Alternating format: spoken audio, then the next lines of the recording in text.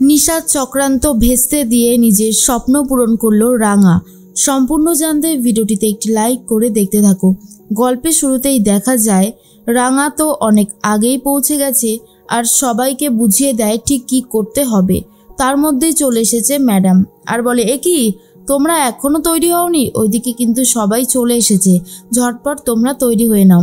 এরপর সবাই তো তৈরি হয়ে যাচ্ছে আর ঠিক সেই মুহূর্তেই রাঙা সবাইকে বুঝিয়ে বলে যে আমাদের কিন্তু এই প্রদর্শনীতে নিজেদের সেরা পারফরমেন্সটা দিতে হবে।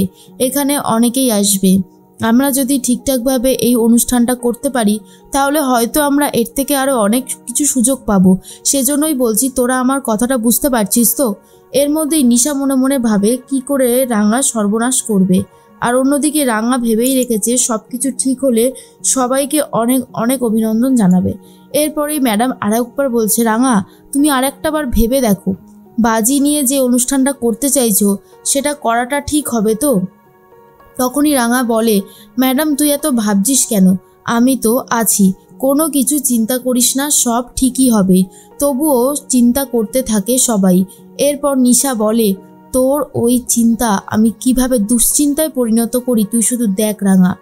এর মধ্যেই আহিরির বাড়িতে চলে গেছে একলব্য আর বলে, এ কি আহিরি, তুমি এখনও তৈরি হওনি? চলো আমরা তো বেরোবো। আহিরি বলে, এই তো একলব্য, আমি একদম রেডি হয়ে গেছি। অনেক দিন পর এই পোশাকে আমাকে কেমন লাগছে দেখতে বললে না তো? এরপর একলব্য বলে, কেমন আবার লাগবে, ভালোই লাগছে। তখন আহিরি বলে, ইদানিং তুমি যেন আমার কাছ থেকে কেমন দূরে চলে গেছো। আগে সুযোগ পেলে আমাকে জড়িয়ে ধরতে, কত ভালো ভালো কথা বলতে, কিন্তু আজ তোমার কি হয়েছে একলব্য? তোমাকে দেখে আমার কেমন যেন লাগছে। একলব্য বলে, কি আবার হবে, সব ঠিকই আছে, তুমি একটু বেশি ভাবনা চিন্তা করছো। এত বেশি ভাবনা চিন্তা করার কিছু হয়নি আহিরি। এরপর আহিরি ভাবে যতটা তাড়াতাড়ি হয় রাঙার সাথে ডিভোর্স করিয়ে একলব্যকে আমি বিয়ে করব।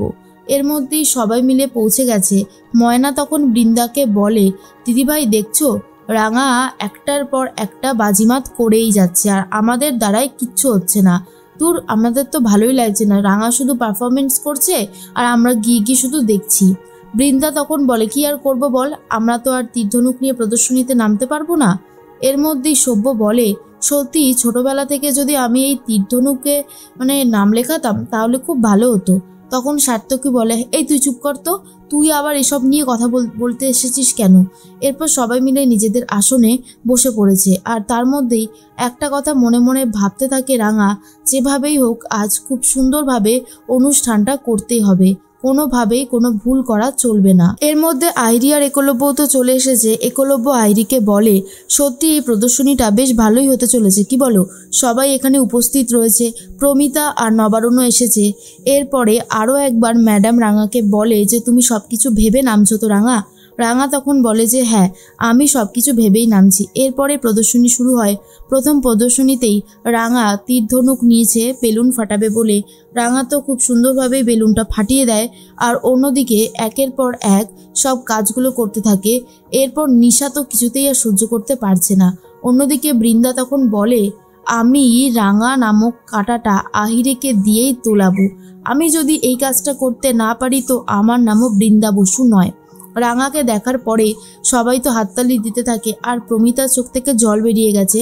তখন নবারুণ বলে, কি হয়েছে প্রমিতা, তুমি এইভাবে কান্নাকাটি করছো কেন? প্রমিতা তখন বলে, আসলে আমি শুধু একটা কথাই ভাবছি, সেই রাঙা আজ কত বড় হয়ে গেছে, ওর প্রদর্শনী দেখতে সবাই এসেছে, এইভাবে হাততালি দিচ্ছে, আমার তো অনেক ভালো লাগছে। আমার মনের মধ্যে একটা কথাই বারবার হচ্ছে যে আজ রাঙা সম্পূর্ণ নিজের চেষ্টায় এত দূর এসেছে, ও যাতে আরও অনেক কিছু করতে পারে, সেই জন্য ওর জন্য অনেক শুভকামনা রইল। তখনই নবারুণ বলে, আমরা রাঙার পাশে সবসময় আছি, তুমি এসব নিয়ে একদম ভেবো না, তুমি শুধু এটা ভাবতে থাকো যে রাঙা কত দূর শুধু যেতে পারে।